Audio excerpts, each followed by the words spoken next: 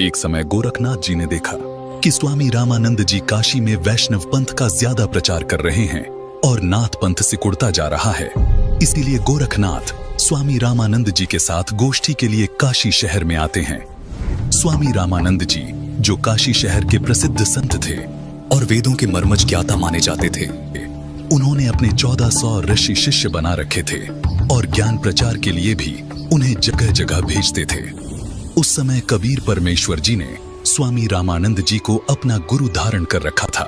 वैसे तो कबीर परमात्मा जी को किसी को भी गुरु बनाने की आवश्यकता नहीं थी, परंतु कबीर परमात्मा इस बात से परिचित थे कि आगे आने वाले समय में लोग ये सवाल उठाएंगे कि कबीर ने भी तो गुरु नहीं बनाया था, इसलिए गुरु बनाने की कोई आवश्यकता नहीं है। इस बात को ध्यान में रखते हुए कबीर प्रभु ने स्वामी रामानंद जी को अपना गुरु बनाने की लीला की। एक दिन स्वामी रामानंद जी के आश्रम में गोरखनाथ जी का एक सेवक उनसे मिलने के लिए गया। उस समय स्वामी रामानंद जी आश्रम में अपने शिष्यों को ज्ञान उपदेश दे रहे थे। अलख निरंजन स्वामी जी। राम राम नाथ जी। स्वामी जी, हमारे नाथ जी बहुत पहुंचे हुए सिद्ध पुरुष हैं। वो आपके साथ ज्ञान गोष्ठी करना चाहते हैं, इसलिए मैं आपको अपने गुरु जी के आदेश अनुसार आमंत्रित करने आया हूँ। उन्होंने कहा है कि ज्ञान चर्चा में जो भी विजयी होगा वह अपने शिष्यों समेत जीतने वाले का शिष्य बनेगा। ये कहकर गोरखनाथ जी का शिष्य वहां से चला जाता है। गोष्ठी की बात सुनकर स्वामी रामानंद जी बहुत चिंतित हो जाते हैं, क्योंकि वे इस बात से परिचित थे कि ये नाथ परंपरा वाले साधु सिद्धि युक्त होते हैं और इन सिद्धियों को देखकर जनता उनको विजयी घोषित कर देगी, जिससे ज्ञान चर्चा का मूल उद्देश्य पूरा नहीं होगा और उस नाथ जी का मुझे शिष्य बनना पड़ेगा। स्वामी रामानंद जी ये सोच ही रहे थे कि तभी 12 वर्षीय कबीर साहिब जी आश्रम में प्रवेश करते हैं। प्रणाम गुरुदेव। क्या हुआ गुरुदेव, आप बहुत चिंतित नजर आ रहे हैं। दास के लायक कोई सेवा है तो बताओ। हे कबीर जी, कोई नाथ जी आए थे और उन्होंने स्वामी जी के साथ गोष्ठी करने को कहा है कि जो गोष्ठी के लिए नहीं आएगा तो वो हारा माना जाएगा, और दूसरी शर्त ये रखी है कि जो हार जाएगा वह जीतने वाले का सह अनुयायी शिष्य बनेगा। हे स्वामी जी, संतों को हार जीत की चिंता नहीं करनी चाहिए। हमें उस नाथ जी का सामना करना चाहिए और गोष्ठी में अवश्य चलना चाहिए। फिर मैं आपका दास भी तो आपके साथ हूँ। हे भगवान, आप कह रहे हैं तो मैं अवश्य ही चलूंगा। अब मुझे कोई चिंता नहीं। कबीर साहिब जी अपने मुंह बोले। गुरुजी स्वामी रामानंद जी के साथ ज्ञान गोष्ठी में जाने के लिए तैयार होते हैं। वो वैष्णव पंथी वेशभूषा पहन लेते हैं, माथे पर तिलक, गले में तुलसी की लकड़ी की माला, टोपी, झोली, सिक्का व एक फावड़ी। स्वामी जी व कबीर जी कुछ अन्य शिष्यों के साथ निश्चित समय और स्थान पर गोरखनाथ जी से गोष्ठी करने पहुंच जाते हैं। गंगा नदी से 500 फुट की दूरी पर गोरखनाथ उच्च आसन पर बैठे दिखाई देते हैं और बगल में 7 फुट ऊंचा त्रिशूल भी जमीन में गड़ा दिखाई देता है और स्वामी जी के लिए भी आसन लगा दिखाई देता है। आ गए रामानंद जी। मुझे लगा था आप नहीं आएंगे, लेकिन अब आ ही गए हैं तो गोष्ठी शुरू करते हैं। स्वामी जी आसन पर बैठ जाते हैं और एक सुयोग्य शिष्य की तरह कबीर साहिब जी अपने गुरु के आसन के पास जमीन पर बैठ जाते हैं। हे नाथ जी, आप पहले मेरे साथ गोष्ठी कीजिए। अगर मुझे ज्ञान चर्चा में हरा दिया तो ही मेरे गुरु जी से बात करना। अरे तू है कौन? तू छोटा सा बालक, तेरी आयु क्या है और तू गोष्ठी करेगा मेरे साथ? पता है मैं कौन हूँ?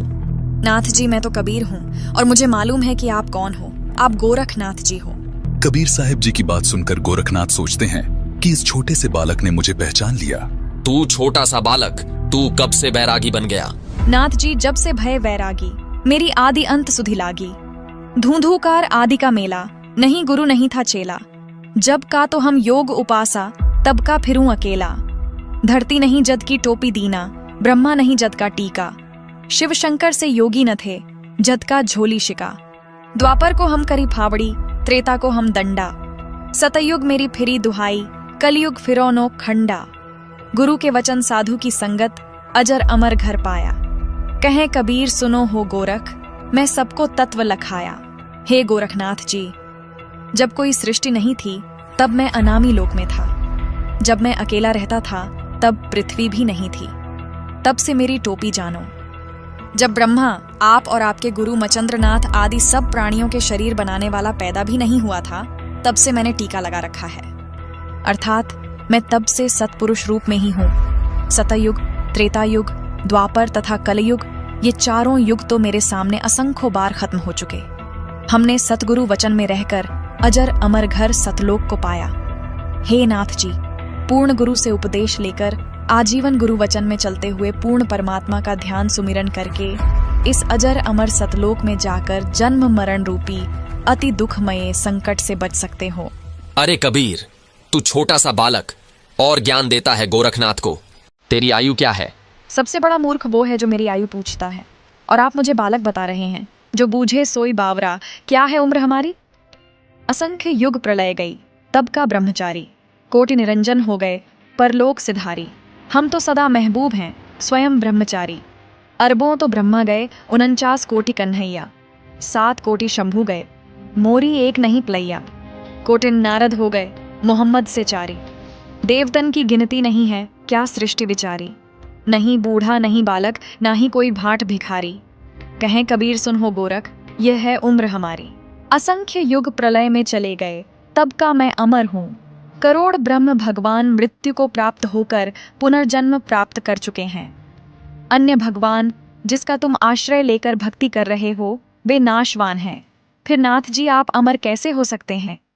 अरबों तो ब्रह्मा मर चुके हैं, और 49 करोड़ बार कृष्ण जी की मृत्यु हो चुकी है, तथा 7 करोड़ बार शिव जी मर चुके हैं। लेकिन मेरी एक पल भी आयु कम नहीं हुई है। मैं अमर पुरुष हूँ। केवल सत्य पुरुष ही अजर अमर परमात्मा है, तथा उसी का सतलोक अमर है, जिसे अमर लोक भी कहते हैं। वहां की भक्ति करके भक्त आत्मा पूर्ण मुक्ति होती है, जिसका कभी मरण नहीं होता। हे गोरखनाथ जी, ये उपलब्धि सोहम शब्द के जाप से प्राप्त होती है, जो उसके मर्म भेदी गुरु से मिलता है।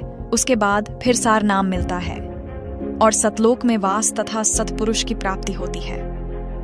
करोड़ों नारद तथा मोहम्मद जैसी पवित्र आत्माएं जन्म कर मर चुकी हैं, देवताओं की तो गिनती भी नहीं। फिर आम मानव शरीरधारी प्राणियों तथा जीवों का तो हिसाब क्या लगाया जा सकता है। मैं न बूढ़ा न बालक, मैं तो जवान रूप में रहता हूँ, जो ईश्वरीय शक्ति का प्रतीक है। ये तो मैं लीलामयी शरीर में आपके समक्ष हूँ। ये सुनकर गोरखनाथ जी और क्रोधित हो जाते हैं और अपने त्रिशूल के ऊपर के भाग पर सिद्धि से उड़कर बैठ जाते हैं। कबीर, यदि तू इतना महान है तो मेरे बराबर में आकर बातें कर। हे नाथ जी, हम ज्ञान गोष्ठी के लिए आए हैं, न कि ये नाटक करने के लिए। आप नीचे आकर ज्ञान चर्चा करो, ताकि जनता को सच्चाई का पता लग सके। तेरे पास कोई सिद्ध शक्ति नहीं है। तू और तेरा गुरु दुनिया को गुमराह कर रहे हो। आज तुम्हारी पोल खुलेगी। अगर शक्ति है तो आओ बराबर में, यहीं चर्चा करेंगे, नहीं तो हार स्वीकार कर लो। ठीक है गोरखनाथ जी। कबीर जी अपनी कुर्ते की जेब से 150 फीट लंबी धागे की रील निकालते हैं और उसके एक छोर को पकड़कर सीधा ऊपर की तरफ फेंक देते हैं। धागा सीधा खड़ा हो जाता है और कबीर साहिब जी उस धागे के अंतिम छोर पर जा बैठते हैं। नाथ जी, अब आप आओ मेरे बराबर में, यहाँ बैठकर चर्चा करेंगे। गोरखनाथ ज्यों ही ऊपर की तरफ उठते हैं, वैसे ही धड़ाम से नीचे गिर जाते हैं।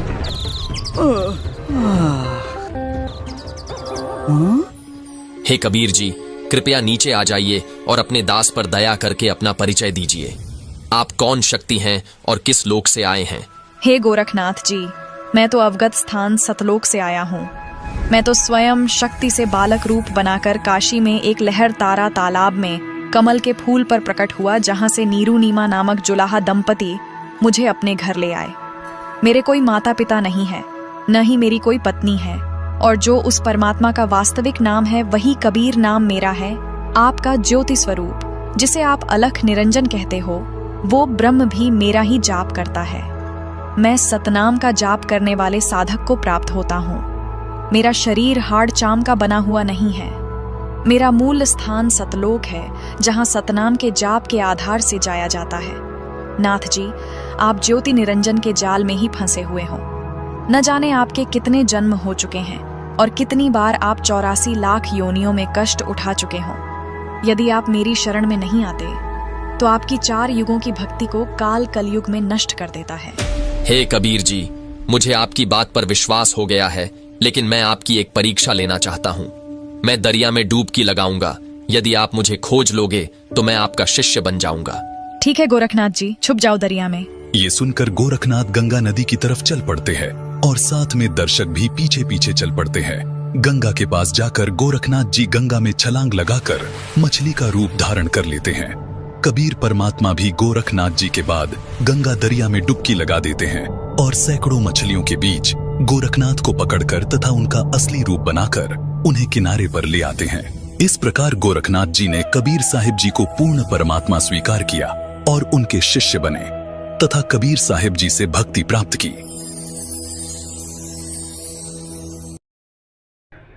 चैनल को सब्सक्राइब और वीडियो को लाइक और शेयर जरूर करें।